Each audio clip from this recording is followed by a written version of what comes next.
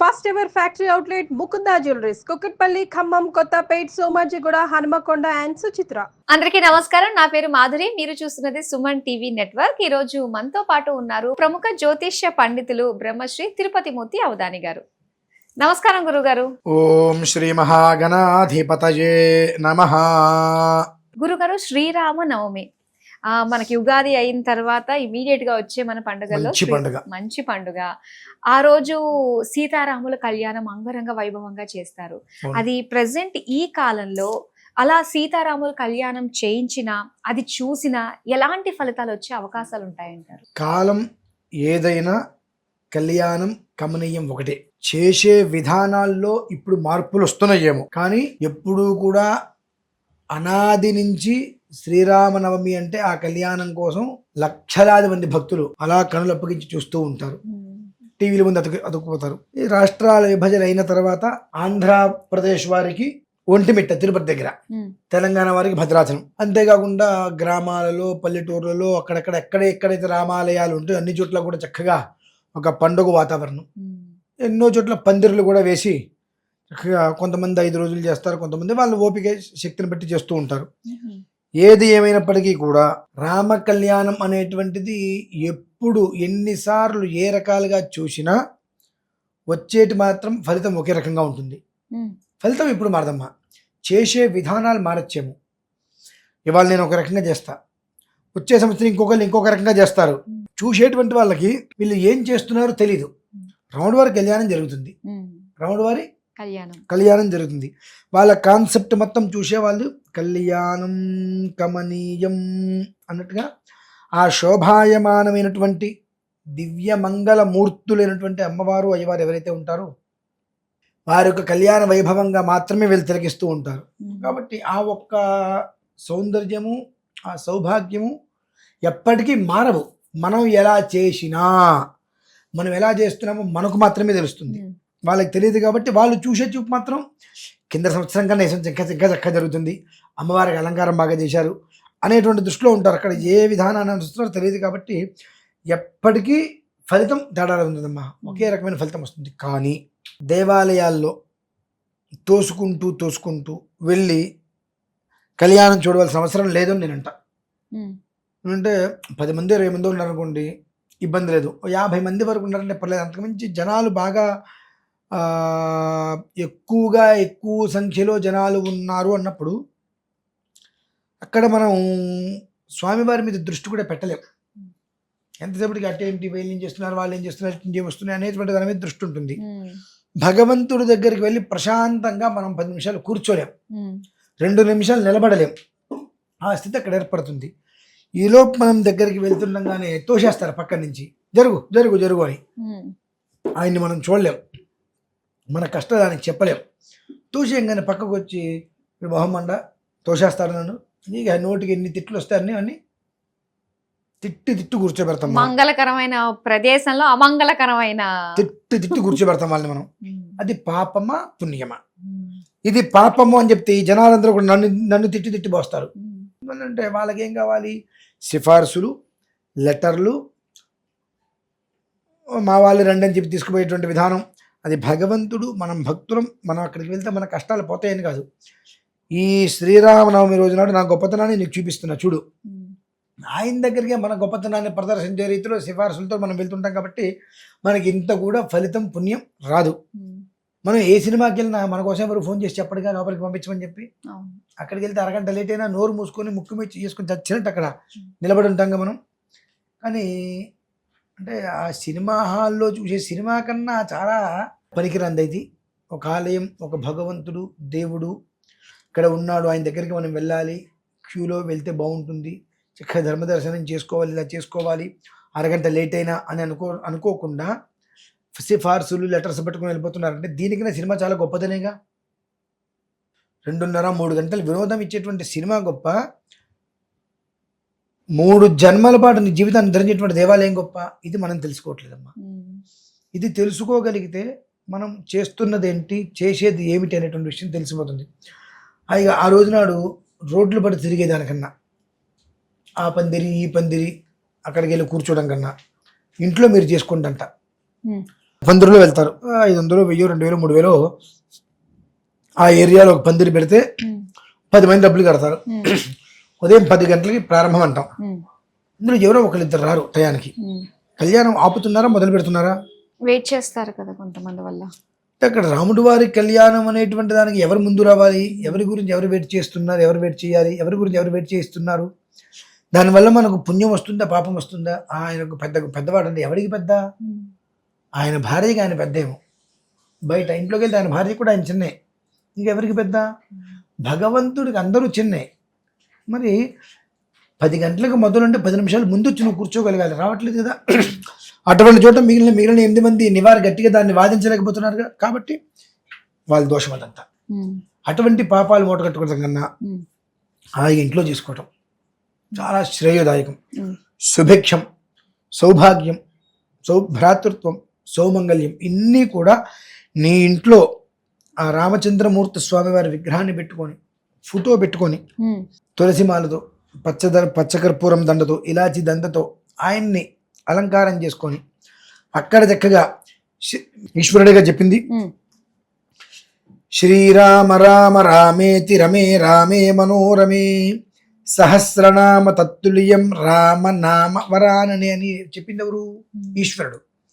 చక్కగా అక్కడ కూర్చొని కళ్యాణం పూర్తయ్యే వరకు భద్రాచలంలో ఆ టీవీ పెట్టుకొని చక్కగా సౌండ్ తగ్గించి విజువల్స్ చూస్తూ రామనామాన్ని జపిస్తూ ఆ రామనామాన్ని జపిస్తూ ఆ విజువల్స్ చూసుకుంటూ చక్కగా ఇక్కడ 2 నక్షత్రాలు తులసిదళం వేసుకుంటూ అర్చన చేసుకొని అక్కడ నైవేదన పెట్టేదానికన్నా ముందు ఇక్కడ శుభ్రంగా ఇంట్లో నివేదన పెట్టేసుకొని ఆ హారతి మంత్రం విశ్వచ ప్రసాదం తీసుకోగలిగితే అప్పటికి ఆ రాముడు వారి అనుగ్రహం మీకు వచ్చినట్టే. ఎందువలన అంత భక్తి, అంతమంది భక్తుల మధ్యలో మీరు వెళ్తే మిమ్మల్ని ఆయన చూడగలరా?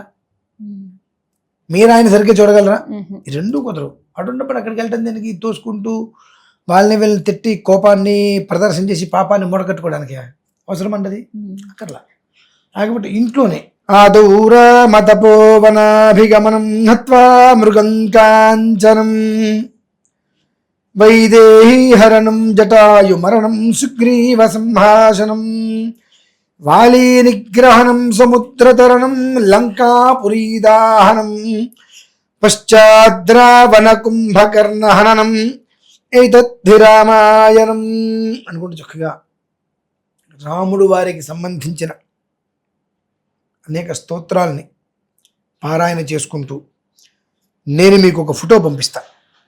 ఆ ఫోటో ప్రతి ఇంట్లో పెట్టుకొని కావాలి అనుకున్న వాళ్ళకి రికార్డు చేసి 1 నిమిషం మంత్రం రికార్డు చేసి పంపిస్తాను. ఆ రికార్డు చేసిన మంత్రాన్ని రాముడి వారి కళ్యాణం మొదలైన దగ్గర నుంచి పూర్తయ్యే వరకు ఒక ఇంట్లో ఆ మంత్రాన్ని వింటూ రామనామం స్మరిస్తూ ఇక్కడ ఈ చిత్రపటం దగ్గర చక్కగా తులసి దళం ఒక్కొక్కటి వేసుకుంటూ రామవారి కళ్యాణం తిలకించండి. చక్కటి సౌభాగ్యములన్నీ కూడా మనల్ని వెతుక్కుంటూ మన ఇంటి ముందుకు వచ్చి కూర్చుంటాయి. అంతకు మించిన కావాల్సిన సిరి సంపదలు సౌభాగ్యానికి ఏమున్నాయమ్మా? కంటి నిండా నిద్ర, కంటి నిండా సంతోషం, చేతి నిండా పని, చేతి నిండా సంపాదన, కడుపు నిండా భోజనం, అర్థం చేసుకునేటువంటి మనిషి, మన కోసం ఆలోచించేటువంటి శ్రేయోభిలాషులు, ఈ 4-5 మన దగ్గర ఉన్నప్పుడు ఎలాంటి రోగము లేదంటే అంతకు మించినటువంటి కోటీశ్వరుడు ఉంటాడు భూమి మీద. అంతకు మించి ఇంకేం కావాలమ్మా? కాబట్టి ఆ విధానాన్ని ఆచరించగలిగితే ప్రశాంతంగా ఉంటుంది. గుళ్ళకి గోపురాలకి వెళ్ళొద్దు అని చెప్పట్లా, ఆ రోజు అవసరం లేదంటున్నా. అంతమందిలో ఆ రోజు నాడు స్వామివారిని దర్శనం చేస్తే అమోఘమైనటువంటి పుణ్యం వచ్చేసి కోట్ల రూపాయలు వైకుంఠం నుంచి పడతాయా? చాలా మంది అలా అనుకుంటారు కదండి. ముఖ్యంగా ఆ రోజున దర్శించుకున్నట్లయితే మన కష్టాలు తీరిపోతాయి అని చెప్పేసి అంటూ ఉంటారు. తొక్కిసలాట కూడా అలాంటి ముఖ్యమైన రోజుల్లోనే ఎక్కువ అవుతూ ఉంటాయి. మన అంధభక్తి, మూఢ నమ్మకం, అదంతా మూఢ నమ్మకం. అంటే అంతకుముందు ఆయన రాముడు వారు కదా, ఆ తర్వాత ఆయన రాముడు వారు అక్కడ ఉండట్లేదా? ఆ రోజుకి ఏంటి శ్రీరామనవమి, భద్రాద్రిలో నిత్య కళ్యాణం చేస్తుంటారు. శ్రీరామనవమికి విశేషంగా చేస్తారు. అన్ని దేవాలయాల్లో నిత్యం జరగదు కాబట్టి ఆ రోజు నాడు చేస్తారు. ముందు రోజు వెళ్ళు, దర్శనం చేసుకో, నాయన రామక్షేమమాను వచ్చి. అవతల రోజు వెళ్ళు, కళ్యాణం రోజు వెళ్ళకు, అవతల రోజు వెళ్ళు, నాయన సంతోషమా అని చెప్పు వచ్చి. ఆయన నీ సంతోషాన్ని నీ క్షేమాన్ని కోరుతారు. కానీ ఈ రోజు నాడే దర్శనం చేసుకుంటే అమోఘమైన యోగము భోగము భోగ్యాలన్నీ వస్తాయని చెప్పి తొక్కిసలాటు వెళ్ళి వాణ్ణి తిట్టి వాణ్ణి తోసి రకరకాల మాట్లాడుకొని కొంపలోకి వచ్చి వాణ్ణి తిట్ట దీనివల్ల మనకు పుణ్యం సంప్రాప్తమవుతుందా పాపం సంప్రాప్తమవుతుందా అనేటువంటిది మన విజ్ఞతగా మనం తెలుసుకోవాలి. అదమ్మా విషయం. అలానే గురువుగారు ఇంకా రామ కళ్యాణం అయిన తర్వాత అక్షింతలు మనం ఇంట్లో పెట్టుకుంటే మనకి సిరి సంపదలు వస్తాయని, పెళ్లి కాని వాళ్ళు నెత్తిన వేసుకున్నట్లయితే తొందరగా పెళ్లి అవుతుందని చెప్పేసి అంటూ ఉంటారు. దీనికి మీరేమంటారు? ఇందాక ఒక శ్లోకం కూడా మనం చెప్పుకున్నాం, ఆదౌ రామ తపోవనాభిగమనం అని చెప్పి. బుద్ధి కర్మానుసారేణ ఇవి ఎలా ఉంటుందంటే అమ్మా, రాముడు వారి యొక్క మంత్రాక్షతలు మన శిరస్సు మీద పడాలి. అందులో ఎలాంటి దోషము లేదు, ఎలాంటి సందేహము కూడా లేదు. అవి ఇంట్లో పెట్టుకుంటేనే వివాహం అవుతుంది, నెత్తి మీద వేసుకుంటేనే వివాహం అవుతుంది అనేటువంటిది మన ఒక్క అపోహ. మనం పెట్టుకుంది అదంతా. మనం కళ్యాణ అక్షతలు అందరి మీద చల్లుతారు. ఎందువలన? ఆ రామ కళ్యాణం తర్వాత ఆ అక్షతలు అందరి మీద చల్లటం వలన అందరికీ కూడా సౌఖ్యం అనేటువంటి జీవనం ఏర్పాటవుతుంది. అంటే సుఖవంతమైన జీవితం ఏర్పాటు కావాలి. రాముడు వారి అనుగ్రహంతో అందరి మీద చెల్లుతారు. ఎవరు ఒక పక్కన కూర్చున్న వాళ్ళు, కింద సంవత్సరం నేను అక్షతలు తీసుకెళ్ళాను, మా మనవరాలు నెత్తి మీద వేశాను, వెంటనే పెళ్ళి అయిపోయింది, అవ్వచ్చు కాక తప్పు లేదు. అనుగ్రహం అలా వచ్చింది, అయింది. ఆ మాట అనగానే ఇది ఎవరో వింటారు, మాకు కూడా కాసిన నక్షత్రం ఉండి, మాకు కూడా కాసిన నక్షత్రం ఉండి. ఇలా దీనివల్ల ఏమవుతుంది అంటే ఒక ప్రమాణం లేని విషయం అన్ని వైపులా పాకుతుంది. పోనీ ఆ అక్షతుల్ని మనం ఇంటికి తీసుకెళ్ళినప్పుడు వాటిని ఎంత జాగ్రత్తగా మనం పెట్టుకుంటామా? లేదు. ఇంటికి తీసుకెళ్తున్నాం, నెత్తి మీద వేస్తున్నాం, ఇక అంతే అయిపోయింది. దానికి ఇంటికి తీసుకెళ్తే ఏ విధానంలో పెట్టుకోవాలి, ఎలా వాటిని పెట్టాలి, ఇంటికి వెళ్ళిన తర్వాత వాటికి చేయవలసిన అర్చనలు ఏంటి, ఆరాధనలు ఏంటి, ఇవన్నీ మనం ప్రయత్నం చేస్తున్నామా? లేదు. ఏంటమ్మా ఇదంతా? కొన్ని ఎక్కడి నుంచి వచ్చినాయి, అనాదిగా వచ్చినాయి. ఓకే, పిల్లల్ని తీసుకురండి, అక్కడే స్వామివారి ముందు అక్షతలు వేయించండి, బాగానే ఉంటుంది. అది ఆ రోజేని కాదమ్మా, ఆ అక్షతలు శిరస్సు మీద పడాలి. అది ఆ మర్నాడు 9 రోజులు ఉంది శ్రీరామనవమి, నవరాత్రులు. ఆ 9 రోజులలో ఏదో ఒక రోజు స్వామివారి చేత అక్షతలు వేయించు, గుళ్ళోకి తీసుకెళ్ళి ఆ రోజు తీసుకెళ్ళి వేయించాలి. అసలు ఆ రోజు తీయకూడదు. కళ్యాణం చేసిన తర్వాత సాయంత్రం మళ్ళీ అర్చన ఉంటుంది, అది అయ్యే వరకు అవి తీయకూడదు. ఎంతమంది అప్పుతున్నారు, ఇక్కడ పందిరులు అవ్వగానే ఇటు తలంబరాలు గుప్పుడు తీసుకుపోతూ ఉంటారు. అక్షతలు అంటే ఎలా వేయాలి, దానికి ఒక ప్రమాణం ఉంది.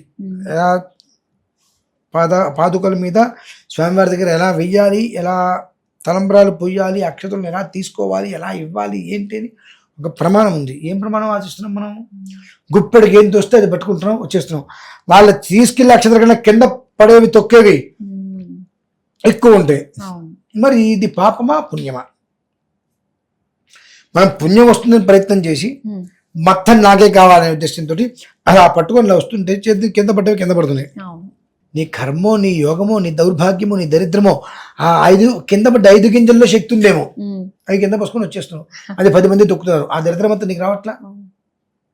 అందుకని దోషులు పట్టండి, అయ్యా నాకు ఇవ్వండి. ఆ 2 గింజలు వేస్తారు, ఆ 2 గింజలు ఇంట్లో చక్కగా దేవుడి దగ్గర పెట్టుకోండి.